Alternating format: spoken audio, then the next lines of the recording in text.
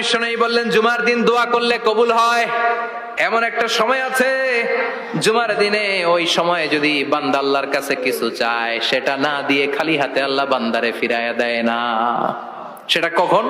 অনেক ইখতিলাফ আছে, বেশিরভাগ মুহাদ্দিসিন বলেছেন জুমার দিন আসরের নামাজের পর থেকে মাগরিবের আগ পর্যন্ত, বিশেষ করে মাগরিবের আগের আধা ঘন্টা, এই সময় আল্লাহর কাছে বান্দা যদি কিছু চায়, এই দোয়া আল্লাহ ফিরিয়ে দেয় না।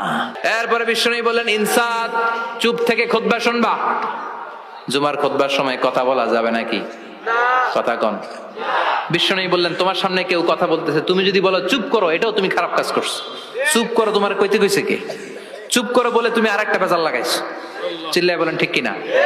তাহলে জুমার নামাজে কথা বলা যাবে না, কেউ কথা বললে চুপ করো, এই কথাটাও বলতে বিশ্বনবী নিষেধ করেছেন। চিল্লায় বলেন ঠিক কিনা? এরপরে মজার একটা কথা বিশ্বনবী বলেছেন, জুমার নামাজ পড়তে যেয়ে যদি কারো ঘুম আসে, জায়গা চেঞ্জ করে বসো। জুমার নামাজ পড়তে যেয়ে ঘুমান না, এরকম কে কে আছেন আল্লাহর ওলি? হাত তোলেন। হাত তুলতে পারবেন? আমিও তুলতে পারবো না, আমি কত ঘুমাইছি। জুমার খুতবা শুনতে গেলে ঘুম আসে, কারণ রহমত নাজিল করে কে? আল্লাহ। পুরো মসজিদের ডানে বায়ে রহমতে ঠাসা, খালি ঘুম আর ঘুম। আছে না নাই? ঘুম আসলে কি করবেন? উঠে যাবেন, উঠে জায়গা চেঞ্জ করবেন, পানির ঝাপটা দিবেন, ঘুম দূর করে দিবে কে?